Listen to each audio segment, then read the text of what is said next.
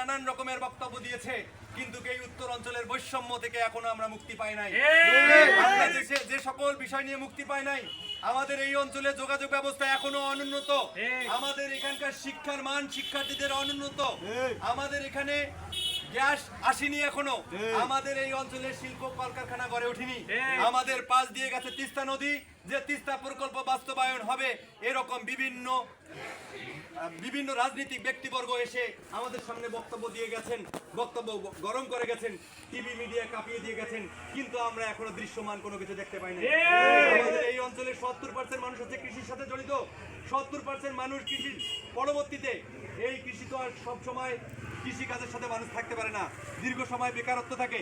এই বেকারত্ব মানুষগুলো যে সকল অল্প পুঁজি থাকে, সেই অল্প পুঁজিটুকু খেয়ে পরবর্তীতে ঋণগ্রস্ত হয়ে যায়, তারা দিশেহারা হয়ে যায়, তারা সমাজ ছাড়া হয়ে যায়, তারা পরিবার ছাড়া হয়ে যায়, তাদেরকে যেতে হয় দক্ষিণ অঞ্চলের কোনো একটি জায়গায়, তারা সেখানে রিক্সা চালায়, কেউ বা ভ্যান চালায়, কেউ বা সেখানে বিভিন্ন রকমের কলকারখানায় কাজের সাথে যুক্ত হয়।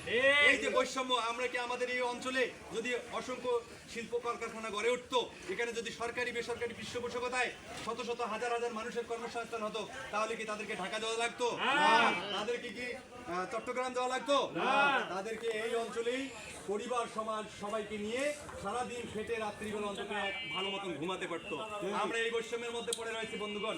আগামী দিন আপনারা বলিষ্ঠ নেতৃত্ব দিয়ে একটি স্বপ্নের সোনার বাংলাদেশ, সমগ্র বাংলাদেশের প্রত্যেকটি ইঞ্চি মাটি সমান দৃষ্টিতে দেখতে হবে, প্রত্যেকটি ইঞ্চি মাটির প্রত্যেকটি মানুষকে সমান দৃষ্টিতে দেখতে হবে। কারো প্রতি আমি ভালো চোখে দেখলাম, কারো প্রতি আমি মন্দ চোখে দেখলাম, এই নীতি আর এই উত্তর অঞ্চলের মানুষ বিশ্বাস করে না। তার জন্য আপনারা ঐক্যবদ্ধ থাকবেন, ট্রাক মার্কার সাথে থাকবেন, তারুণ্য নির্ভর যে নেতাই আগামী দিন আপনাদের কাছে আপনাদের সন্তান আপনাদের দোরগোড়ায় আসলে তাকে মন থেকে দোয়া করবেন। কখনো সুট বুট টাইট পড়া 4 চাকার গাড়িতে আসবে, আপনাদেরকে এরকম করে হাত নাড়াবে আর চলে যাবে, আপনাদের কাছে ভোট নিয়ে চলে যাবে, তার জায়গা হবে গুলশান বনানী, আর আপনি পড়ে থাকবেন হলো নিম্ন একটি পরিবারের মধ্যে। এই বৈষম্য আর হতে দেওয়া যাবে না। যারা তৃণমূল থেকে রাজপথ থেকে উঠে আসবে, টাকা থাকুক কাছে না থাকুক, অর্থ সম্পদ থাকুক কাছে না থাকুক, যারা মানুষের কণ্ঠে কথা বলে, যারা মানুষের অধিকার নিয়ে রাজপথে থাকে, তাদেরকে আপনারা আগামী দিনের জনের নেতা হিসাবে তৈরি। এখন আর নেতা যেন নেতার ঘর থেকে নেতা জন্ম নেওয়ার দরকার নেই, কোটিপতির ঘর থেকে এসে নেতৃত্ব দেওয়ার আর কোনো দিন নেই। এখন রাজপথ থেকে যে নেতৃত্ব করে উঠবে, তার পাশে আপনারা সর্বোচ্চ দিয়ে পাশে থাকবেন। তো এই আশাবাদ ব্যক্ত করছি, আপনাদের সুস্বাস্থ্য এবং দীর্ঘায়ু মঙ্গল কামনা করছি।